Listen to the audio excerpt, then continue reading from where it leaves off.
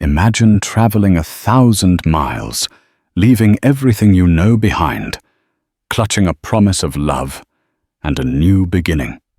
Sarah Jane Miller did just that, her heart set on a man named Ethan McCarthy and a life in the untamed West. But when her stagecoach finally creaked to a halt in Redemption, Montana, the dream dissolved like dust in the wind. No welcoming groom, no joyful embrace.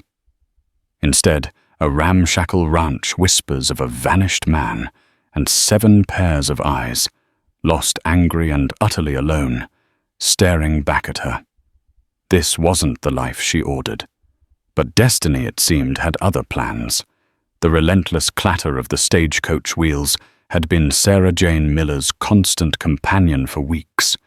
Each rotation was a metronome ticking away the miles from her constrained life in a bustling but opportunity-scarce Boston towards the expansive promise of Redemption, Montana, and a new life with Mr. Ethan McCarthy. His letters, penned in a surprisingly neat hand, had spoken of a modest but thriving ranch, a shared future, and a longing for companionship. They were letters filled with a quiet strength that had called to her own weary spirit. At 27, Sarah Jane wasn't a starry-eyed girl, but she was a woman who dared to hope. The final leg of the journey, however, had begun to unravel the edges of that hope. The landscape grew harsher, the settlements scarcer. Redemption, when it finally materialized from the shimmering heat haze, was less a town and more a collection of weathered buildings huddled together as if for comfort against the vast, indifferent prairie. A lone dog barked from beneath a sagging porch as the stagecoach groaned to a stop before a dusty, unpainted structure optimistically labeled Redemption Town Office and Post. Sarah Jane, clutching her worn carpet bag, smoothed the wrinkles from her best grey travelling dress. Her heart hammered a nervous rhythm against her ribs. This was it. The beginning of everything. A burly, stoop-shouldered man, Mr. Henderson, the stage driver, grunted as he unloaded her trunk. "This is it, ma'am. Redemption." "Mr. McCarthy, Ethan McCarthy. He was to meet me," Sarah Jane said, her voice betraying a tremor she hadn't intended. Henderson spat a stream of tobacco juice into the dust. "McCarthy, eh? Ain't seen Ethan round for a good spell. His place is a couple miles out of town, though. Westward. Can't miss the turn-off by the lone cottonwood." He squinted at her.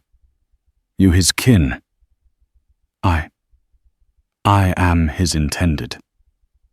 Sarah Jane clarified, a blush warming her cheeks, despite the chill of unease creeping into her heart.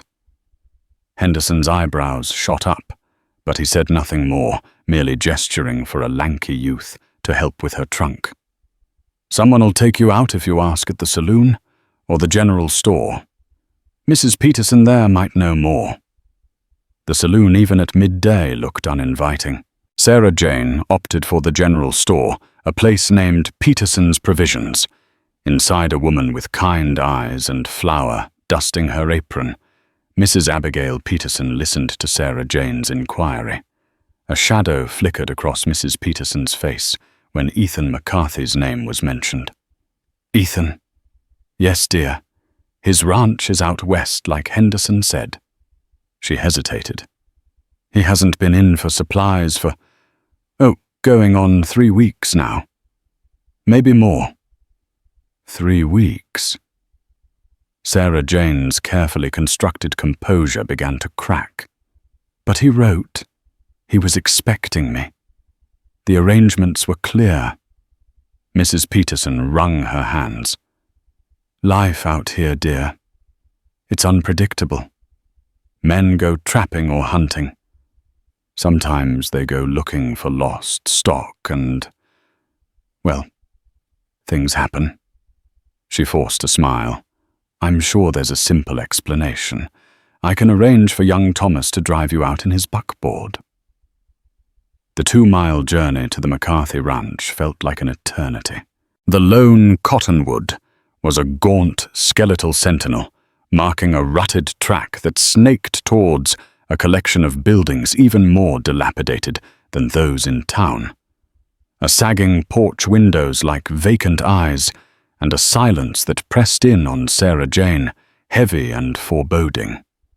This wasn't the modest but thriving ranch Ethan had described. This felt abandoned. As Thomas pulled the buckboard to a halt, the front door creaked open. Not Ethan, but a boy no older than 16 emerged. He was tall and lanky, with his father's fair hair, now matted and unkempt, and eyes that held a man's weariness. Behind him, peeking out from the dim interior, were other, smaller faces. "Who are you?" the boy demanded, his voice cracking slightly, attempting a gruffness he hadn't quite mastered. His hand rested near a worn axe handle, leaning against the doorframe. I am Sarah Jane Miller," she began, her voice trembling. "I've come to meet Mr. Ethan McCarthy. I'm his mail-order bride." The words hung in the air, heavy and absurd. The boy's expression hardened from suspicion to a mixture of disbelief and a pain so raw it stole Sarah Jane's breath.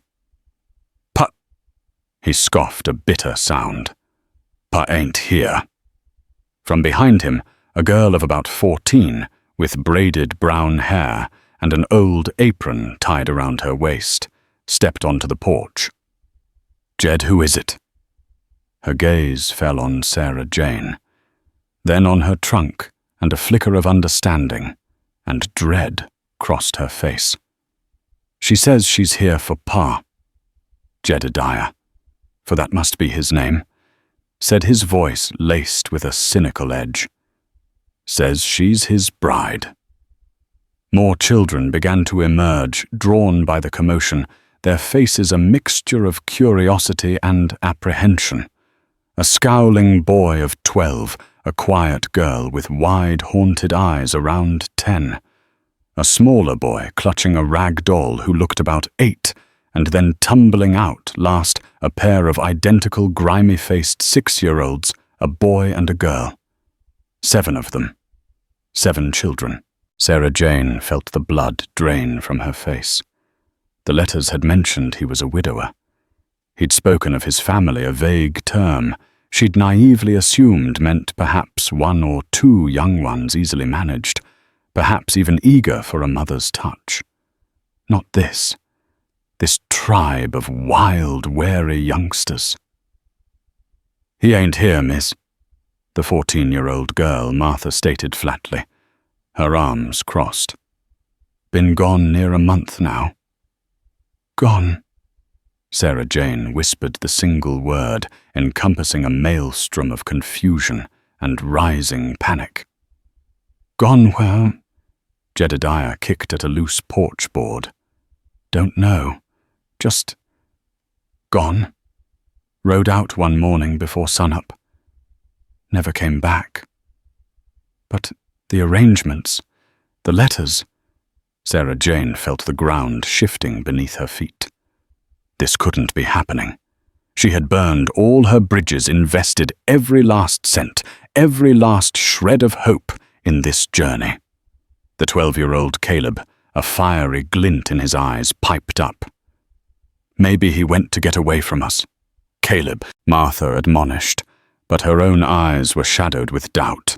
The youngest boy, Tim, clutched his rag doll tighter, his lower lip trembling. "Is Papa lost?" The silence that followed was deafening. Sarah Jane looked from one child to the next. Jedediah's burdened anger, Martha's premature maturity, Caleb's defiance, Rebecca's silent sorrow, Tim's innocent fear, and the twins, Elsie and Finn, who just stared with an unnerving, feral intensity. 7 children, and no husband. The driver, Thomas, who had been silently observing the unfolding drama, cleared his throat. "Ma'am, what do you want to do? I can take you back to town. Mrs. Peterson said you could stay with her for a night or two, figure things out." Back to town. And then what? Confess to the whole territory. She'd been made a fool of. Become an object of pity, or worse, scorn. Where would she go? She had no one back east, nothing to return to, but the same suffocating existence she had fled. Sarah Jane looked at the dilapidated ranch, at the untended land, stretching out beneath a vast, uncaring sky. Then she looked at the 7 children, their faces a mixture of defiance, desperation, and a deep, unspoken ache of abandonment. They were as lost as she was. Her mind, which had been reeling, began to settle with a strange, unexpected resolve. Running away was the sensible option, the easy option. But as she met Jedediah's challenging gaze and saw the flicker of something, not hope, not yet, but perhaps a desperate curiosity, in Martha's eyes, a different thought began to take root. "No," Sarah Jane said, her voice surprisingly firm. Surprising even herself. "Unload my trunk, Thomas. I believe I'll be staying." Jedediah scoffed. "Staying here? Why?" Sarah Jane took a deep breath, the prairie air sharp and clean in her lungs. She didn't have an answer that would make sense, not to them, perhaps not even to herself. But as she looked at those 7 faces, a new, terrifying yet compelling purpose began to dawn. "Because," she said, meeting his gaze directly, "it seems Mr. McCarthy left more than just a ranch behind. He left his family, and right now it appears I'm all the family you've got." The children stared, speechless. The prairie wind whispered around the corners of the silent house, carrying with it the scent of dust, despair, and the faintest, most improbable hint of a new beginning. The drama had only just begun. The decision to stay was one thing. Surviving the reality of it was another entirely. The McCarthy Ranch wasn't just dilapidated, it was teetering on the brink of ruin. The days that followed Sarah Jane's arrival were a blur of relentless work and simmering tension. The house itself was a testament to neglect. Dust lay thick as snowdrifts. The pantry was nearly bare, and a chilling draught whistled through ill-fitting window frames. The 7 McCarthy children were a wild, unruly bunch, each coping with their father's disappearance, and their mother's earlier death, a subject rarely broached but palpably present in their own way. Jedediah, the eldest at 16, was a powder keg of resentment. He saw Sarah Jane not as a helpmate, but as an intruder, another mouth to feed another burden on his already overloaded shoulders. He'd been forced into the role of patriarch too soon, and the responsibility chafed. He communicated in grunts and sullen glares, pointedly ignoring any instruction Sarah Jane attempted to give, often doing the opposite just to spite her. His efforts on the ranch were haphazard, born of duty rather than skill, and the land showed it. 14-year-old Martha was the reluctant matriarch trying to fill her own mother's shoes. She was a surprisingly capable cook with their meager supplies, and she kept the younger ones in some semblance of order, but her weariness was etched onto her young face. She regarded Sarah Jane with a deep suspicion, watching her every move, her silence a constant judgment. "We were managing fine enough before you came," she'd said, once her voice low and tight, when Sarah Jane had tried to reorganize the chaotic kitchen. Caleb at 12 was pure rebellion. He tested Sarah Jane constantly, his defiance a shield for his fear. He'd forget chores track mud through the newly swept floors and make pointedly cruel remarks under his breath, just loud enough for her to hear. "You ain't our ma," he'd sneered during one particularly trying evening meal, a tense affair eaten in near silence. 10-year-old Rebecca was the quietest a ghost in her own home. She moved with a stillness that was unnerving, her large, dark eyes absorbing everything. Sarah Jane often found her staring out at the endless prairie, a profound sadness clinging to her like a second skin. She rarely spoke, and when she did, her voice was barely a whisper. Ethan's letters had mentioned his late wife, Mary, had been a gentle soul. Perhaps Rebecca was most like her. 8-year-old Timothy, or Little Tim, as everyone called him, was plagued by nightmares. He'd wake screaming, calling for his papa, his small body racked with sobs. He clung to a crudely stitched rag doll, its button eyes staring blankly. He was the most openly vulnerable, and Sarah Jane's heart ached for him. But he flinched from her touch as if expecting a blow. And then there were the twins, Elsie and Finn, 6 years old, and as wild as tumbleweeds. They communicated in a language of their own, a series of grunts, gestures, and shrieks, their faces perpetually smudged with dirt, their clothes torn. They ran rampant, disappearing for hours into the tall grass, only to return like feral kittens, hungry and wary. They seemed almost untouched by the grief that permeated the household, existing in their own chaotic world. Sarah Jane threw herself into the work. She scrubbed floors until her hands were raw, mended clothes by the dim light of a single oil lamp, and stretched their meager supplies with a creativity born of desperation. She tried to establish routines, assign chores, bring a semblance of order to the chaos. Each attempt was met with resistance, ranging from Jed's outright defiance to Elsie and Finn's oblivious disregard. The town of Redemption offered little solace. Whispers followed Sarah Jane whenever she ventured in for the few supplies she could afford from Mrs. Peterson. The McCarthy woman, they called her, their tones a mixture of pity and suspicion, came for a husband, got a passel of brats instead. Some, like the stern-faced Reverend Eli Johnson, offered platitudes but no practical help. Sheriff Brody, a man whose authority seemed to extend only to the saloon's swinging doors, had listened to her inquiries about Ethan with a distinct lack of interest. "Men wander off, ma'am, especially men with troubles. Ethan McCarthy had his share, I reckon." "What kind of troubles?" Sarah Jane had pressed. Brody had merely shrugged. "The usual kind. Debts, disagreements." He hadn't elaborated, but it was Mrs. Peterson, the kind-hearted shopkeeper, who offered the first real clue. One afternoon, while Sarah Jane was bartering some mended clothes for a small sack of flour, Mrs. Peterson leaned in conspiratorially. "That Silas Blackwood," she'd murmured, her eyes darting towards the street. "He and Ethan had words, loud ones, right before Ethan disappeared." Silas Blackwood. Sarah Jane recognized the name. He was the wealthiest man in the county, owner of the sprawling B-Bar B ranch that bordered the much smaller McCarthy spread. His name was spoken with a mixture of awe and fear in Redemption. Blackwood claimed Ethan owed him money. Mrs. Peterson continued, her voice low.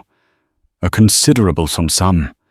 Something about a loan for seed that failed or a gambling debt. Ethan denied it, swore Blackwood was trying to squeeze him off his land. Blackwood wants all the water rights along Coyote Creek, and Ethan's place has the best access." A cold dread settled in Sarah Jane's stomach. This wasn't just a case of a man abandoning his family. This had the stench of something far more sinister. One evening, as a storm brewed on the horizon, mirroring the storm in her heart, Sarah Jane found a small leather-bound journal tucked beneath a loose floorboard in the room she'd claimed, Ethan's former bedroom. His name was embossed on the cover. Her hands trembled as she opened it. The entries were sporadic, the handwriting increasingly agitated in the later pages. October 12th. Blackwood came by again today. Pressing. Says I owe him. Liar. He just wants the creek. Mary loved this land. I won't let him take it. October 19th. He threatened me. Not outright, but the meaning was clear. Said accidents happen. Said I wouldn't want anything to happen to the children. October 25th. Can't sleep. Feel like I'm being watched. Jed's a good boy, but he's too young for all this. If something happens to me, who will care for them? The final entry, dated the day before he vanished, was short and chilling. Blackwood's man, a rough character named Pike, was seen near the north pasture. No choice. Have to protect them. Forgive me. Forgive him for what? For running, for confronting Blackwood, or for something else entirely?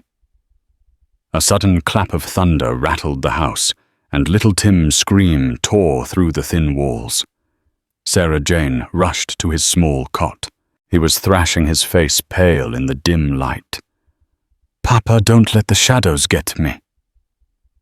Instinctively, Sarah Jane sat beside him, pulling him into an embrace he didn't immediately resist.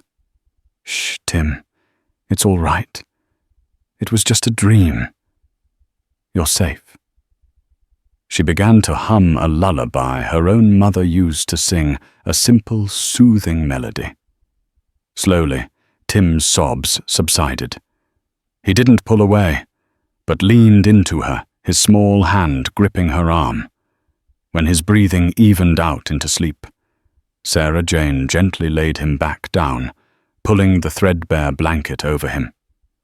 As she stood, she saw Rebecca in the doorway, her silent gaze fixed on them. For the first time, there was something other than sorrow in the girl's eyes. A flicker of curiosity, perhaps even a fragile tendril of trust. The next morning, Rebecca approached Sarah Jane while she was kneading dough for their meager breakfast biscuits. The girl held out a small, intricately carved wooden bird. "Papa made this," Rebecca whispered, her voice barely audible. "For Mama, before she went to heaven." She placed it gently in Sarah Jane's hand. "He was good at whittling." Sarah Jane's throat tightened. "It's beautiful, Rebecca." "He wouldn't just leave us," Rebecca said, her gaze unwavering. "Not unless he had to. Not forever." It was the most Rebecca had ever said to her. It was a statement of faith, a plea, and perhaps an offering of alliance. Later that week, as Sarah Jane was attempting to mend a broken fence line near Coyote Creek, a lone rider approached. He was a hard-faced man, with cold eyes matching the description of Pike from Ethan's journal. He reined in his horse, towering over her. "This here's Blackwood land, your bordering ma'am," he said, his voice a low growl. "Mr. Blackwood, he don't like trespassers or squatters." "This is the McCarthy Ranch," Sarah Jane stated, trying to keep her voice steady, though her heart hammered against her ribs. "And I am Mrs. McCarthy." The lie slipped out, bold and unexpected, yet feeling strangely right. Pike's lip curled into a sneer. "McCarthy ran off. Owed Mr. Blackwood a lot of money. This land'll be forfeit soon enough. Best you and them brats move on before you get hurt." He spat on the ground near her feet. "Consider this a friendly warning." He wheeled his horse and rode off, leaving Sarah Jane trembling not with fear, but with a rising tide of anger and a fierce protective determination she hadn't known she possessed. Silas Blackwood wanted this land, and he seemed to believe Ethan McCarthy was permanently out of the picture. That night, as the children slept, Sarah Jane sat by the dying embers of the fire, Ethan's journal in her lap, Rebecca's small wooden bird clutched in her hand. The mystery of Ethan's disappearance was deepening, and the danger felt more real than ever. But something else was happening too. In the shared hardship, in the small, tentative gestures of connection, the fractured pieces of this broken family were ever so slowly beginning to knit together. And Sarah Jane Miller, the mail-order bride who had arrived to find nothing she expected, was starting to find her place in the heart of it all. She wasn't just fighting for a dead man's land anymore. She was fighting for her children. The encounter with Pike Silas Blackwood's menacing henchman served as a stark catalyst. The threat was no longer a nebulous fear whispered in town or hinted at in Ethan's journal. It was real, tangible, and riding the range. Sarah Jane knew she couldn't afford to be passive. The children's safety and their future depended on her. But she also knew she couldn't fight this battle alone, and her first challenge was to win over the hostile garrison within her own walls. The change began subtly. After Rebecca's offering of the carved bird and Tim's acceptance of comfort, the frost in the house began to thaw, albeit slowly.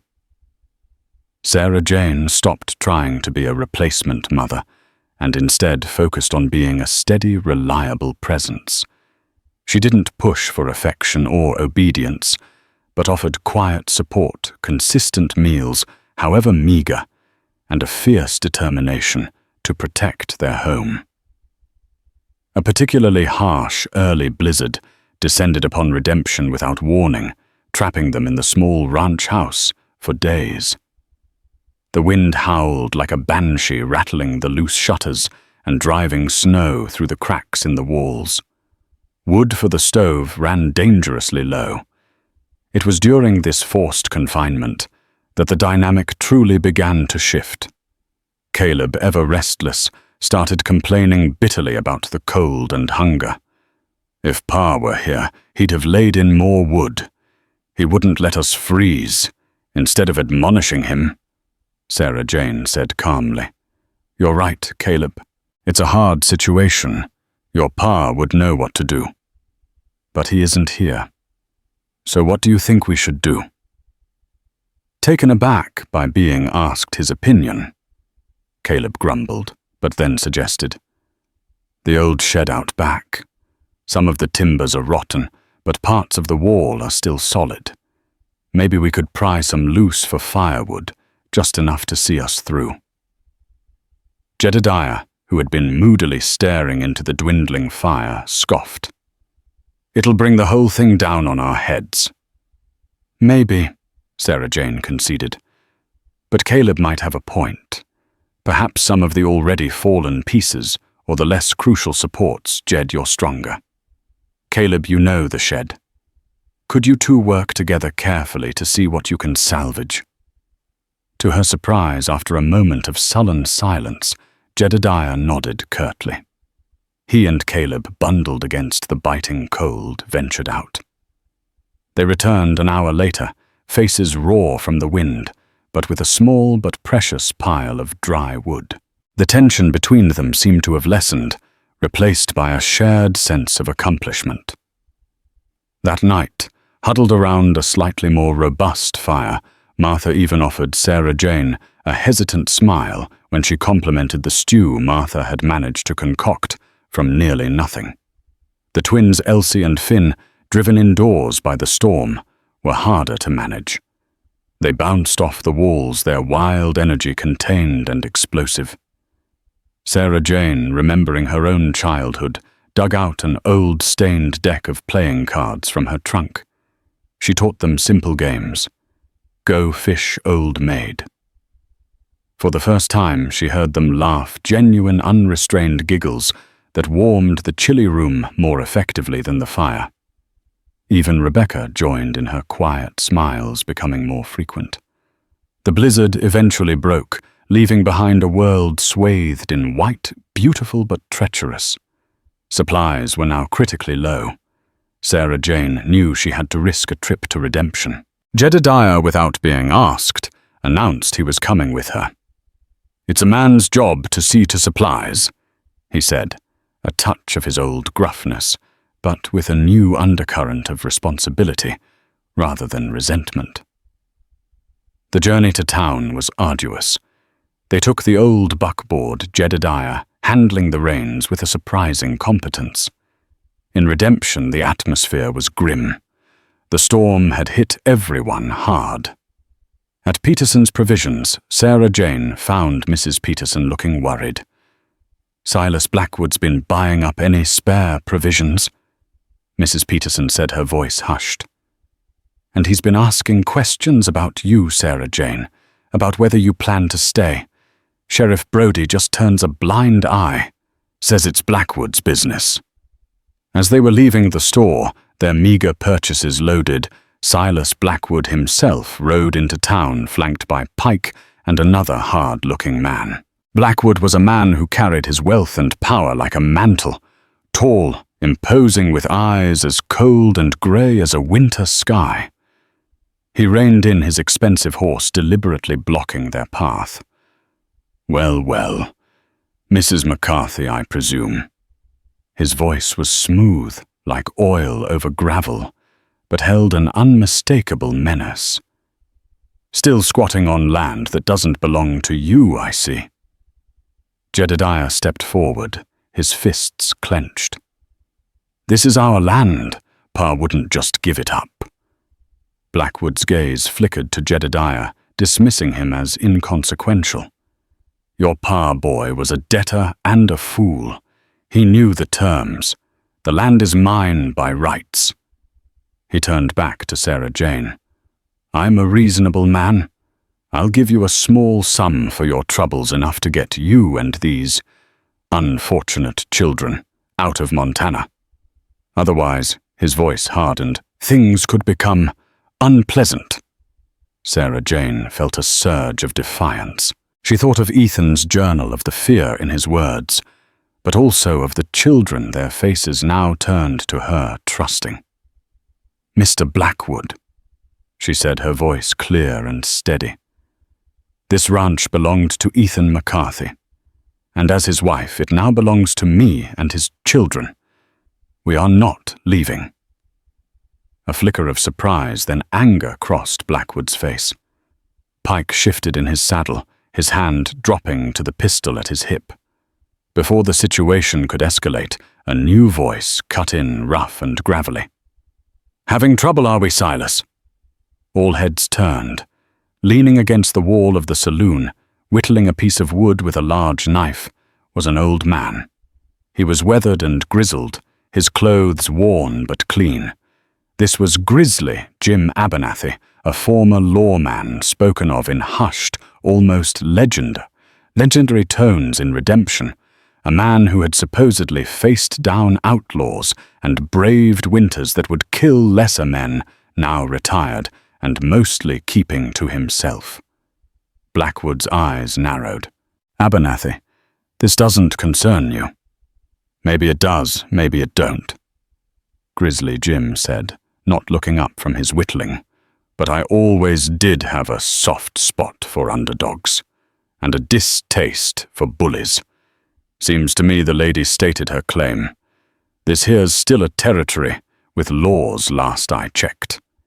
Even if our current sheriff seems to forget that sometimes."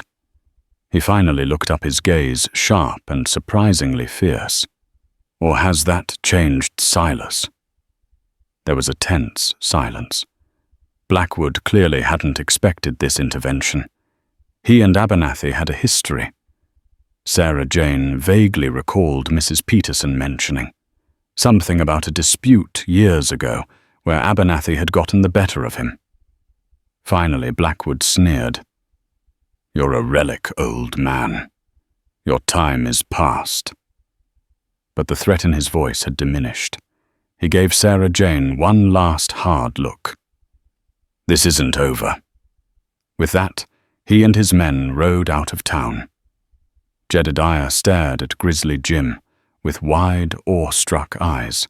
Sarah Jane let out a breath she hadn't realized she was holding. "Thank you, Mr. Abernathy." Grizzly Jim just grunted. "Don't thank me yet, ma'am. Silas Blackwood ain't one to give up easy. He plays a long game." He paused. "Ethan McCarthy. He was a stubborn man, but not a dishonest one. If Blackwood says he owed him, there's more to that story. You be careful." The encounter with Blackwood and Abernathy's unexpected intervention galvanized the McCarthy household. Jedediah, having seen Sarah Jane stand up to the most feared man in the county, started treating her with a grudging respect that slowly blossomed into genuine cooperation. He began to work the ranch with a new diligence, even asking for her opinion on mending fences or tending the small herd of cattle Ethan had left. Caleb, witnessing the confrontation, seemed to realize the danger was real, and his rebellious streak softened into a protective watchfulness over his younger siblings. Martha, seeing Sarah Jane's courage, began to share more of the household responsibilities willingly, and sometimes they would even share quiet moments of conversation over mending or cooking. Sarah Jane, with Grizzly Jim's words echoing in her mind, knew she needed more than just courage. She needed answers about Ethan. She started cautiously asking questions around town, but most people were too afraid of Blackwood to speak openly. However, Doc Miller, no relation, the town's physician and unofficial historian, a man who had seen generations come and go in redemption, hinted at old land deeds and water rights disputes that predated even Ethan's troubles. One evening, while Sarah Jane was reading from the Bible to the younger children, a new ritual that brought a measure of peace to their evenings, Rebecca, who had been sketching quietly by the fire, looked up. "I saw Pa the morning he left," she said, her voice soft but clear. "He was talking to a man, not Mr. Blackwood. Someone smaller, with a scar on his cheek. Pa gave him a leather pouch. Then Pa rode west towards the broken hills. The man rode east." A new piece of the puzzle. Ethan hadn't just ridden off. He'd met someone. He'd given them something. A few days later, a near tragedy struck that cemented their bond in a way nothing else could have.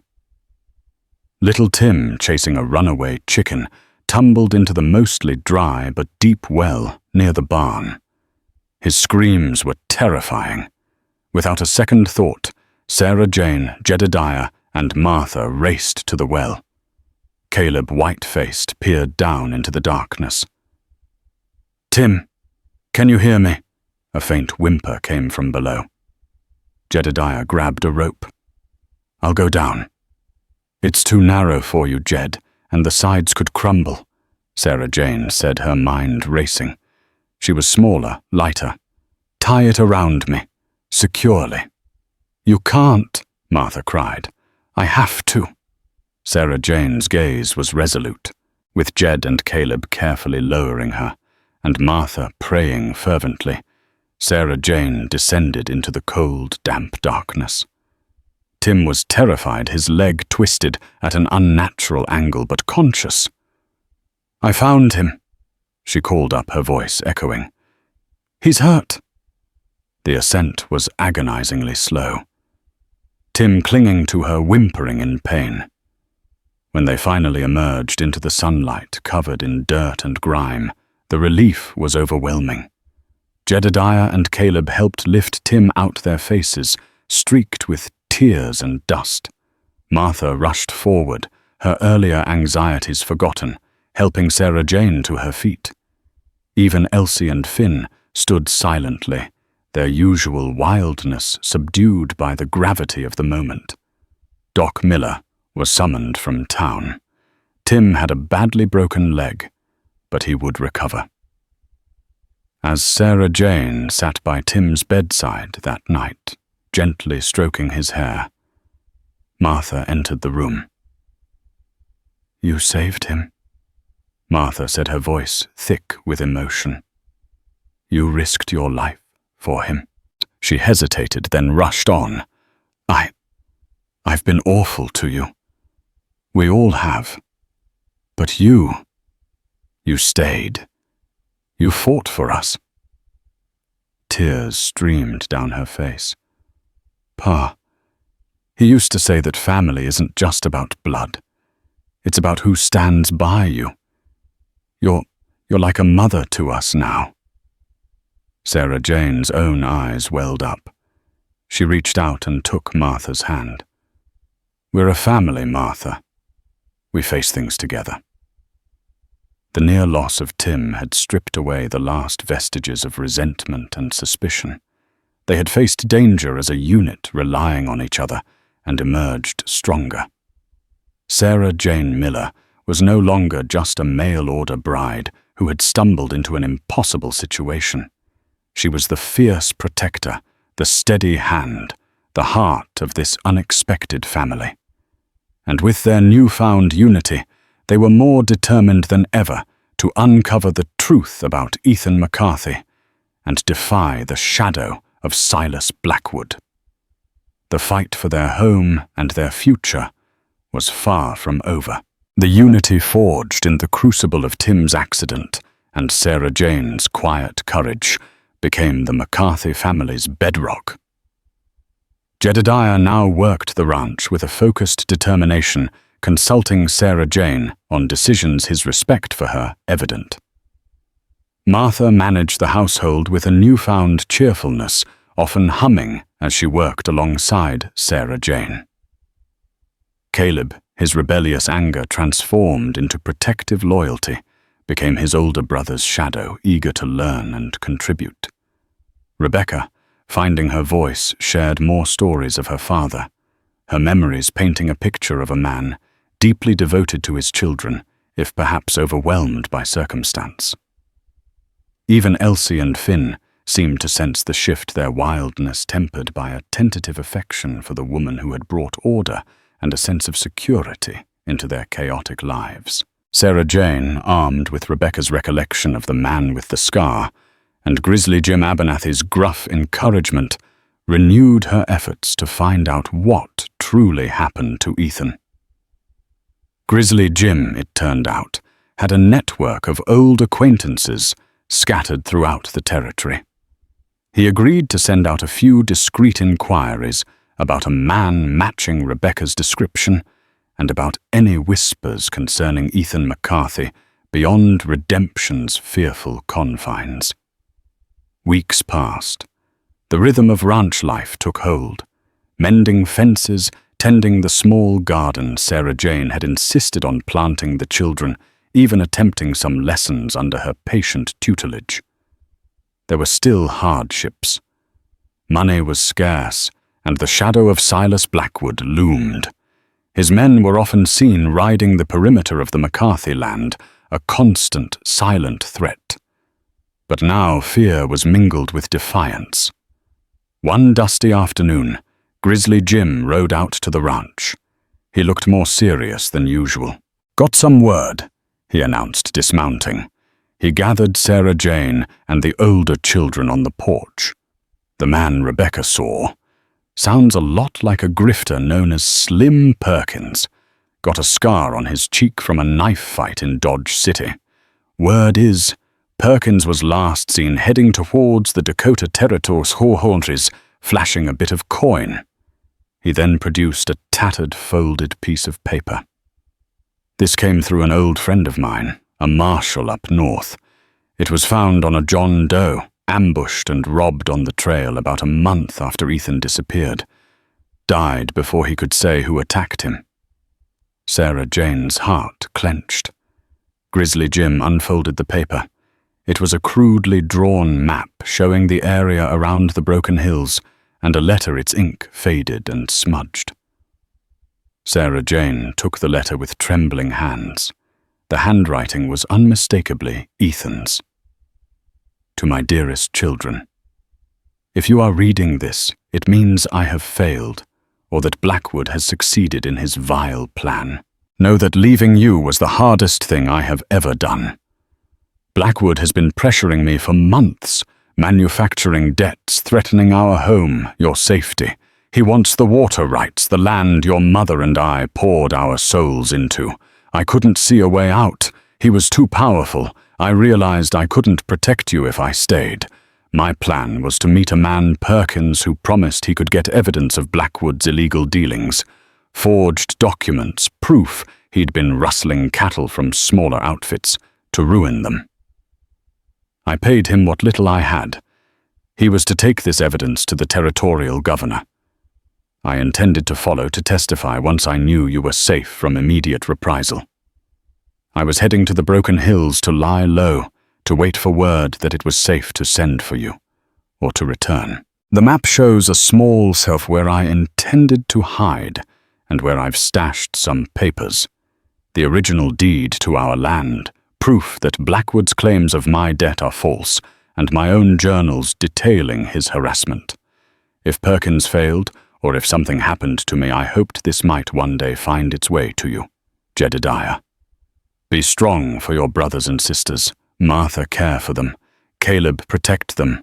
Rebecca, never lose your kind heart. Tim, Elsie, Finn. My precious little ones, know your papa loves you more than words can say. Trust in Providence. Trust in each other. Your loving father, Ethan McCarthy. Tears streamed down Sarah Jane's face as she read the letter aloud. The children listened in stunned silence, a mixture of grief, anger, and a strange sense of relief washing over them. Their father hadn't abandoned them. He had been trying to protect them. The man Perkins was found with this letter and map, Grizzly Jim explained grimly. Looks like whoever ambushed him was likely after whatever Ethan gave him. Could have been Blackwood's men tying up loose ends, or just trail bandits, hard to say. He paused. The John Doe wasn't Ethan. Description didn't match. A wild hope surged in Sarah Jane. So Ethan, he might still be alive. It's possible, Grizzly Jim conceded. If he made it to those hills, and if no one knew he was there, he could be. Or he could have run into trouble of another kind. The Broken Hills are rough country. Suddenly, young Caleb, who had been examining the crude map intently, exclaimed, I know this place, Pa took me hunting near there. Once I think I could find that cave. It was a desperate gamble. The Broken Hills were miles away, known for being treacherous and a hideout for less savory characters. But the thought of Ethan alive, perhaps injured or trapped, and the chance to recover the documents that could save their ranch was a powerful motivator. Sarah Jane made her decision. Jedediah, Caleb, Mr. Abernathy. We have to go. Martha, you'll stay here with the younger ones. Keep the doors locked. If you see Blackwood or his men, don't engage. Send for Sheriff Brody for what little good he might be. Martha nodded, her face pale but resolute. Be careful. Under the cloak of pre-dawn darkness, Sarah Jane, Jedediah, Caleb, and Grizzly Jim rode out armed with rifles and determination. The journey was arduous, the terrain growing more rugged with each mile. Caleb, with an uncanny sense of direction, led them through canyons and over rocky ridges, following the faint landmarks his father had once shown him. After nearly 2 days of hard riding, Caleb pointed to a narrow, almost hidden opening in a rock face. This is it. I'm sure of it. Leaving Sarah Jane to watch the horses, Grizzly Jim, Jedediah, and Caleb cautiously entered the cave. It was dark and damp. And then a weak voice called out from the shadows. Who's there? It was Ethan McCarthy. He was alive, but barely. His leg was badly broken, an old injury that had never healed properly, and he was gaunt, weak from starvation and fever. He had survived on what little water seeped through the rocks and a few dried provisions he'd carried. He'd seen riders in the distance several times, likely Blackwood's men searching after Perkins failed to silence him, and had been too weak and afraid to signal them. The reunion was fraught with emotion, tears, relief, and a torrent of explanations. Ethan, learning of Sarah Jane's arrival and how she had cared for his children and defended their home, looked at her with an expression of profound gratitude and awe. You are an angel sent from heaven, Miss Miller." "It's Mrs. McCarthy now, Ethan," Sarah Jane said softly, a small smile playing on her lips. "And these children are my family." They carefully transported Ethan back to the ranch, a slow and painful journey. The documents he had hidden, the original deed, his meticulously kept records of Blackwood's threats and false claims, were secured in Sarah Jane's saddlebag. Their return to the ranch was met with joyous cries from the younger children and Martha's tearful relief. Seeing their father alive, though weakened, was a miracle. But their ordeal wasn't over. News of Ethan's return and the fact that he possessed incriminating evidence would surely reach Blackwood quickly. Grizzly Jim, anticipating this, had sent word to a U.S. Marshal he knew in a larger, more influential town, bypassing Redemption's ineffective Sheriff Brody. The confrontation came sooner than expected. Silas Blackwood, with Pike and a half-dozen armed men, rode up to the McCarthy ranch just as the sun was setting 2 days later. "McCarthy," Blackwood bellowed, "I hear you've returned from the dead. I've come to collect what's owed one way or another, and those papers you think will save you. They're worthless." Ethan propped up in a chair on the porch, Sarah Jane and Jedediah flanking him. Grizzly Jim, a silent, watchful presence nearby, was weak, but his voice was firm. "You'll get nothing from me, Blackwood. This land is mine, and your reign of terror in this valley is over." "Brave words for a broken man." Blackwood sneered, his men beginning to fan out. Just as tension reached its breaking point, 3 riders appeared on the horizon, riding fast. Leading them was a stern-faced man, wearing the badge of a U.S. Marshal. Sheriff Brody, looking flustered and unimportant, trailed behind them. The Marshal reined in. "Silas Blackwood, you're under arrest for extortion, intimidation, and suspicion of involvement in the assault and robbery of a man named Perkins, and potentially the attempted murder of Ethan McCarthy." Blackwood's face turned ashen. Pike made a move for his gun, but Grizzly Jim's rifle was instantly trained on him. "I wouldn't, son," Jim said quietly.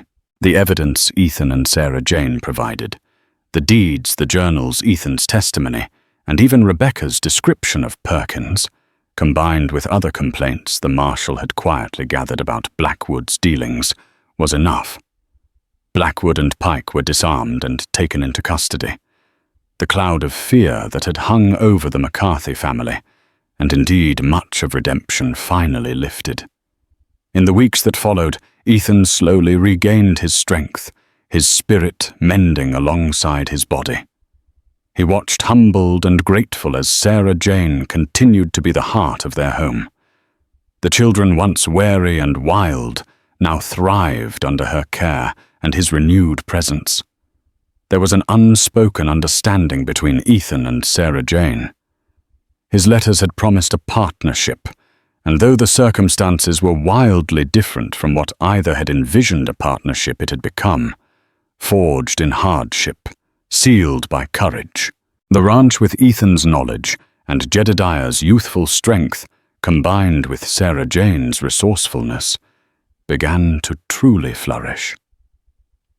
The laughter of the children was no longer a rare sound, but a constant melody. One crisp autumn evening, as the family sat down to a supper far more plentiful than those first desperate meals, Ethan raised his glass of water. To Sarah Jane, he said, his voice thick with emotion, his eyes meeting hers across the table, who came seeking a husband and found a whole family in disarray, who faced down danger and despair and showed us all the true meaning of strength, courage, and love. You were not the mother they were born to, but you have become the mother they wished for, the mother we all wished for. The children echoed his sentiment with cheers and beaming smiles. Sarah Jane looked at their faces, Jedediah's respectful gaze, Martha's warm smile, Caleb's grin, Rebecca's serene happiness, Tim's secure nuzzle against his father, and Elsie and Finn, for once sitting relatively still, their faces bright. Her journey had been nothing like she'd imagined. It had been harder, scarier, and more challenging than any dime novel could ever portray. But as she looked at this vibrant, loving, resilient family, her family, Sarah Jane Miller, McCarthy, knew she wouldn't have traded it for anything in the world. She had found her true home, not in a man, but in the hearts of 7 children and the unexpected strength within herself. Sarah Jane Miller's story wasn't one of fairy tale romance, but of real-life resilience, the kind that turns unexpected hardship into unbreakable bonds. She arrived in redemption looking for a new life, and in the face of deception and danger, she didn't just find one. She built one with courage, grit, and an unwavering love for 7 children who desperately needed her. Her journey reminds us that family isn't always about blood, but about showing up, standing strong, and becoming the person others can count on, no matter the odds. She became the mother they wished for, and in doing so, found her own truest self. What did you think of Sarah Jane's incredible story of courage and an unexpected family? Let us know in the comments below. If this tale of Wild West spirit and unbreakable bonds touched your heart, please give this video a thumbs up. Share it with someone who loves a powerful story, and don't forget to subscribe for more true-life dramas from history. Click that notification bell so you never miss an episode.